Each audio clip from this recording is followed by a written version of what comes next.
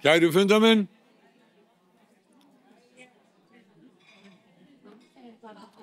fundamenn, ég ætla að vekja athygli á því sem stendur á skiltinu hérna fyrir aftan mig.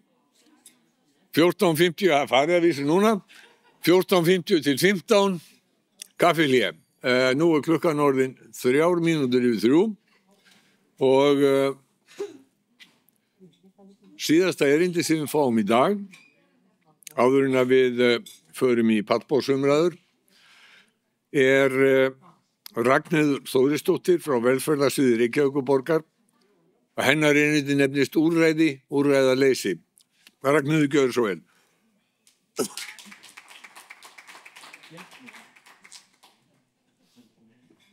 Jæja, góðan daginn. Þetta síðast erindi í dag á mjög svo fróðlegum málþingi og fullt af áhugaverð efni sem hefur verið talað hérna og fullt sem hefur vakið mig til umhugsunar í mínu starfi. En ég deildarstjóri heimaþjónustu Reykjavíkurborgar. En Reykjavíkurborg, býttu nú ég fara aftur á bak. Reykjavíkurborg með samþætta þjónustu fyrir skjólstæðingi heimahúsi. Við sjáum heimahjúkrun á Reykjavíkursvæðinu innan Reykjavíkurborgar. Við sjáum félagslegan heimastuðning inn á þessum heimilum og við sjáum endurhæfingu. Þetta umfangið okkar og við erum að sinna fólki frá 1 sinni í mánuði upp í 6 til 8 sinnum á dag. Þannig að snertiflöturinn inn á heimili hjá einstaklingum gríðarlega mikill. Við erum að horfa á fólk í sínu umhverfi við þær aðstæður sem það býr við og ég myndi telja að við hefðum mjög gott innsýni inn í aðstæður fólks og inn í hvað í gangi. Og ég hef verið að hlusta á ýmis úrræði sem að fólk að ræða en ég held að fyrr en þú sér skjólstæðingin í sínum aðstæðum rosalega erfitt að gera sér í hugarlund hvað í gangi. Og þarna erum við bara með þetta beint í æð. Ég ætlaði að tala hérna úrræði eða úrræðaleysi og kannski ekki rosalega skemmtilegt umræðefni en þetta svolítið veruleikinn okkar. Við erum svolítið að sinna þessum hóp sem hvað veikastur í heimaþjónustunni. Þetta eru hópur aldraðra sem þarf á verulegri þjónustu að halda oft á tíðum og við erum með skjólstæðinga sem falla innan þessara ofbeldisgreiningar frá HÚ eins og hefur komið fram. Og ég ætla ekki að fara í stórum dráttum yfir þetta en það sem við sjáum kannski það sem ég sitt í rautt. Letur, þetta kannski það sem við erum svona aðalega vör við. Hitt til staðar en við erum kannski ekki eins mikið vör við það.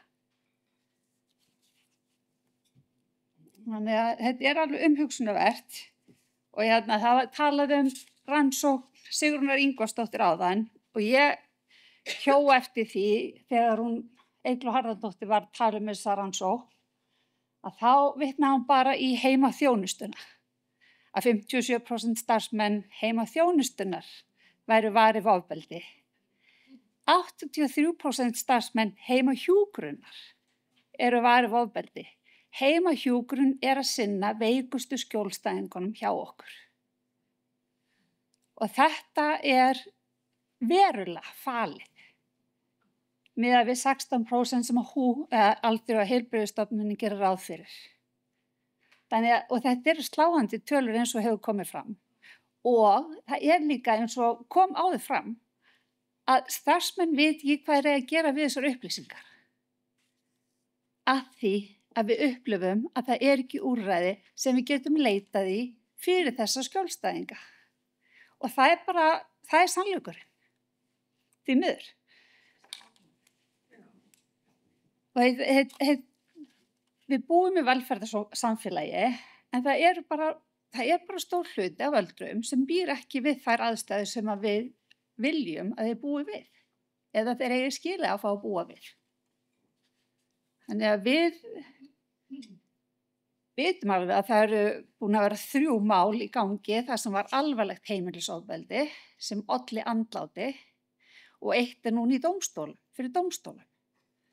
Það var margendurteknar komur upp á bráðadeild út af því. Annað mál var sem að við vorum svona óbeinn aðili að. Þannig að það er ekki gaman að vinna í kerfi sem að getur ekki tekið á vandamálunum bara þannig að þau virki. Og það með að finna það er þreyt í starfsfólki að fara inn á heimili, upplifa þetta og koma með upplýsingar til mín sem deildarstjóra hvað á ég að gera við þær.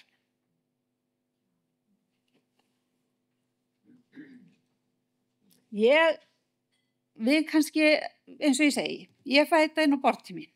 Það er mitt hlutverk að gæta þess að við sem að sinna þeirri þjónustu sem við eigum að sinna. Okkur ber að sinna þessari heilbrigðisþjónustu og félagslegri heimaþjónustu og sem betur fer erum við með samþætt kerfi hjá Reykjavíkurborg, þannig að við erum með heimaþjónustan á þessu ári að sinna einhvers staðar frá 7 og upp í 9.000 innlitum á mánuði hjá einstaklingum. Þannig að þetta er ansi mörg innlit inn á heimilu fólks. Og ég myndi telja að okkar kannski,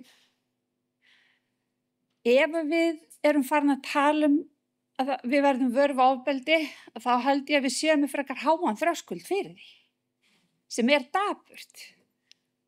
Að við erum búin að upplifa að það trekk í trekk og það er enginn að koma hlaupandi eldur ef að þeir halda að það sé ekki eldur til staðar.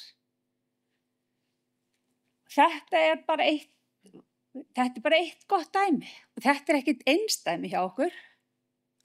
Því miður, þetta er ekkert skemmtilegt og það er ekkert skemmtilegt að eiga við þessi dæmi vegna þess að hvað á ég að gera við hana skjólstæðing? Þetta er skjólstæðingur, þessi skjólstæðingur algjörlega háður allri aðstoð frá okkur. Þessi skjólstæðingur bjó hann að heimili barninu sínu, átti enga aðra aðstandendur, var félagslega einangraður, átti starfsmenn heimaþjónustunnar, var hennar svona tengslanet.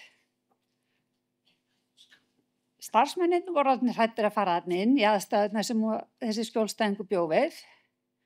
Skjólstæðingurinn, hann var alltaf í þessum aðstæðum.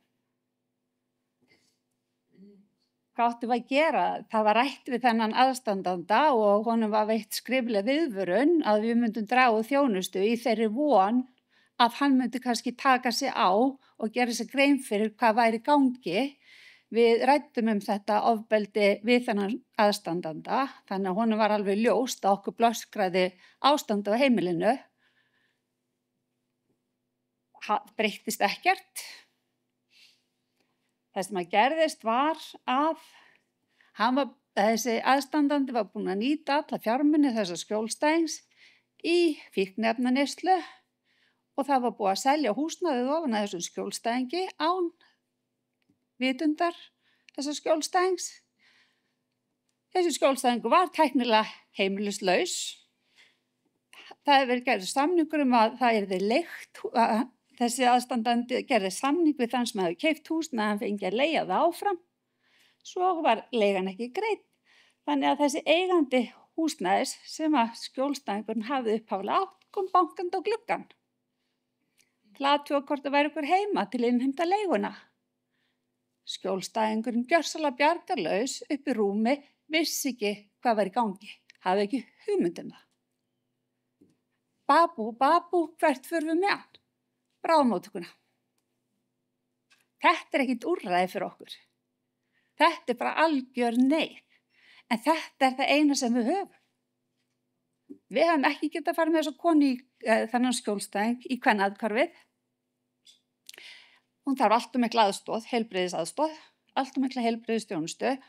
Ég veit ekki hvort að kvennaathvarfið er að gera ráð fyrir þungri hjúkrun á sínu athvarfi eða bara húsnæði sem gerir ráð fyrir hjálpatækjum. Okkar öldruðu einstaklingar sem eru kannski svona mest útsetti fyrir ofbeldið eru komnir með hjálpatæki, eru komnir með sérþarfir það er ekki gert ráð fyrir þessi eins og í nýja húsinu, ég veit það ekki. Hún gæti betur svaraði svo sem sér það. Þannig að þetta er svolítið raunveruleikinn okkar. Þetta annað dæmi. Skjólstæðingur mjög veikur að geði, umönnunaraðili mjög veikur að geði. Landspítalinn ítrekka við okkur að við þurfum að fara inn á þetta heimili, okkur ekki hleypt inn á heimilið. Við erum að reyna að finna tíma þegar aðstandandinn fer út af heimilinu til þess að koma okkur inn á heimilið, til þess að sjá aðstæðurnar. Það var ekki gott ástand á heimilinu. Hvað áttum við að gera? Við fengum borgarlækni með okkur í máli til þess að fá sviptingu á skjólstæðinginum til þess að við gætum tekið hann út af heimilinu. Honum var fylgt niður á bráðadeild. Þar ræddum við lækni upp á þessi skjólstæðingur yrði ekki útskrifaður heim. Alls ekki. Aðstæður með öllu óviðunandi. Ekki hægt að gera neitt inn á þessu heimili og það var ekki hægt að laga heimilisaðstæður vegna þess að það réðist ekki neitt við ástandið. Ég átti samskipti við lögregluna, geðdeildina, borgarlækni og hvað gerðist? Skjólstæðingurinn var útskrifaður heim í aðstæður sem við réðum ekki við. Starfsfólki mitt réði ekki við að fara þarna inn, okkur var ekki hleypt þarna inn. Þetta lagaðist ekki fyrir en að skjólstæðingurinn lést, því miður, í úrræðalausum aðgerðum. Og þetta er ekki bara einhver einsdæmi, þetta er bara því miður. Þetta er bara staðreynd og mér finnst rosalega leiðilegt að loka svona skemmtilegum degi með svona bara bláköldum staðreyndum. Ég hef verið að hlusta á mörg góð úrræði sem að henta kannski ekki okkar veikustu öldruðu einstaklingum. Af því þeir geta ekki sótt sér þessa aðstoð. Aðstoðin þarf að koma inn á heimilið. Og þetta finnst mér svona, við erum málsvari þessa hóps sem við erum að sinna. Og það er okkar hlutverk að vekja athygli á þessu. Og þar lendi, ég verð stundum svolítið æst út af þessu, að því að ég er mjög ósátt við hversu fá úrræði við í heimaþjónustunni höfum til þess að leita í.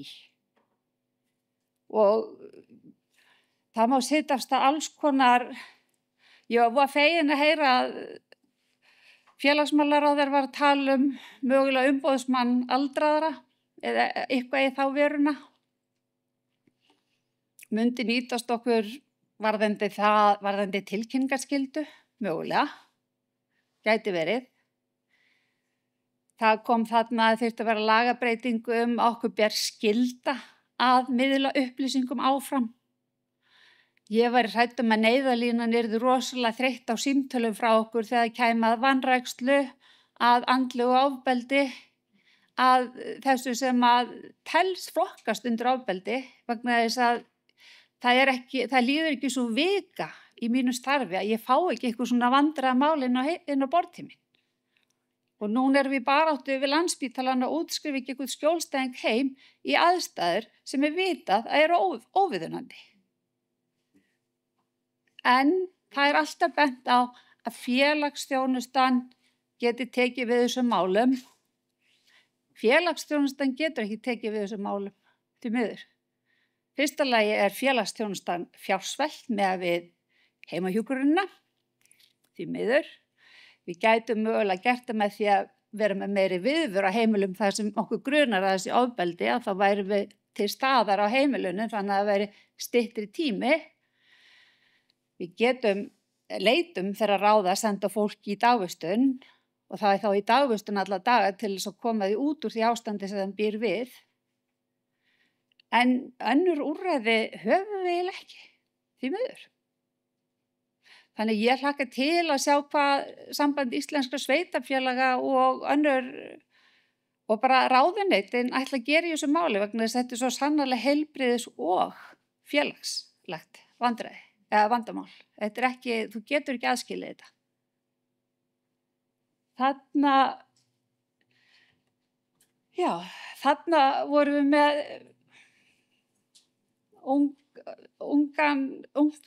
uppkomið barn Skjólstæðings eins og kom fram hjá Lilju Valgerði. Við erum að glíma við fíkn hjá aðstandendum sem er að sjá aldraða og þeir sækjast í lyfin þeirra. Við höfum ekki, okkur meinaður aðgangur, við eigum að taka við þessum málum, við eigum að sjá þau, við eigum að reyna að bjarga þessu, en okkur bara meinaður aðgangur ofta að þessum heimilum. Þannig að ég get rétt ímyndað mér sko að þeir sem hafa svarað könnunum ofbeldi eru þeir sem hafa aðgang að því að svara, en hvað alla hina sem hafa svo bara hitt aðgang til þess að svara eða glíma við heilabilun og get ekki svarað. Að ég heyrt svona samtal rannsóknir og svörun í rannsóknum og svoleiðis. Og ég velti fyrir mér með við sko hversu stór hluti af okkar skjólstæðingum bíður lengi heima eftir einhverju úrræði, til dæmis öldrunarþjónustu eða öldrunarheimili sem ekki alltaf svarið, en allavega það úrræði við hæfi og meðan eru aðstandendur kannski að bugast úr umönnunarþyngd heima fyrir, sem gera það verkum að þessi aldraði einstaklingur er útsettur fyrir ofbeldi og tölurnar frá 2007 bentu til svona hás hlutfalls og í dag myndi ég segja að vandinn væri ennþá meiri og fólk væri lengur veikara heima hjá sér, þannig að mér svona grunar að þessar tölur gæti hafa eitthvað breyst. Ég veit það ekki, en það væri mjög fróðlegt að gera nýja rannsókn, hvað þetta varðar vegna stæðningar rannsóknir til. Rosalega takmarkaða rannsókn. Þannig að þetta eru svona úrræðin sem við höfum verið að nota. Við erum öldrunarráðgjafa sem að vinnur eingöngu með okkar skjólstæðinga og félagsráðgjafa sem að við getum leitað til á miðstöðunum, en hvað svo? Við reynum að koma fólki í hvíldarinnlagnarpláss til að koma því oft út úr aðstæðum. Gengur stundum ekki. Við höfum þurft að senda fólk austur á Firði í hvíldarinnlögn. Er það boðlegt? Nei. Einu úrræði kannski. Svo það LSH, því miður, sem bara ansi dýrt úrræði og ekki rétti staðurinn og eins og það heyrðu á Ingibjörgu, þetta ekki besti staðurinn fyrir aldraða að liggja á. Þeir bíða oft þar fram á gangi svo dögum skiptir og þetta oft félagslegar innlagnir, þannig að það ekkit forgangur þar. Það kannski ekkit læknisfræðilegt sem á baki, heldur bara úrræðaleysi. Lögreglan, ég hef leitað til lögreglunnar í nokkrum málum og í einu máli þá sagt við mig því miður, þessi einstaklingur sjálfráða, við getum ekki farið inn í þetta mál. Og starfsfólki satt uppi með vanlíðan út af þessu máli, mikla vanlíðan. Stígamót og Bjarkarhlíð, ég veit ekki til þess að komi vitjanir í heimahús. Kvennaathverfið tekur ekki við einstaklingum sem þurfa miklu stuðningi að halda. Líka bara hjúkrunarlega séð. Þannig hvað úrræði það í boði fyrir þetta fólk? Það spurning. Það hefur verið talað réttindagæslumann fyrir aldra. Þetta búið að vera að veltast í kerfinu frá því ég veit ekki hvenær, 2015-16. Ef að félagsmálafulltrúar tekst að koma því í gegn núna, þá væri það bara búbót, það allavega eitthvað rétt átt. Greiningadeild lögreglunnar var með í skýrslunni sinni athvarf. Ég veit ekki hvað það má liggur, það eru 4 ár síðan. Ég veit ekki hvar það stendur.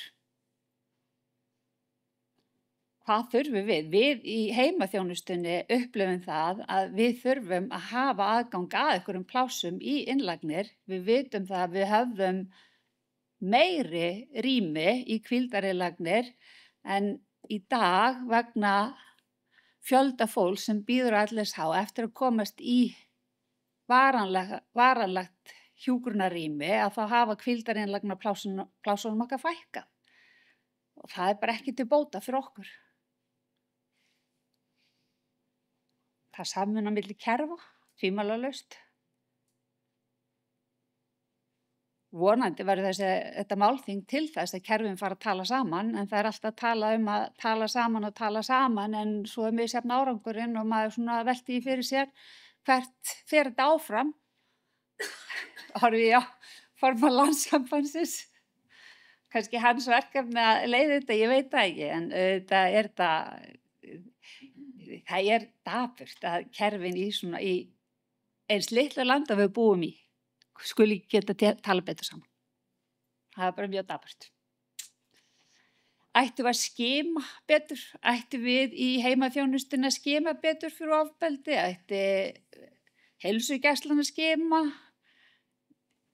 Viljum við skima? Höfum við eitthvað úrræði til að benda fólki á ef við fáum svar við því að já, ég er að upplifa ofbeldi heima hjá mér? Hvað ætla ég að ráðleggja þeim? Við vitum alveg að það er erfitt að spyrja spurninga og fá svör frá fólki ef við höfum ekki eitthvað lausn. Það er bara mannlegt. Og það er svolítið staðan okkar, maður er oft einhvern veginn að veltast með þessi mál og reyna að finna einhverja leiðir fyrir þau, en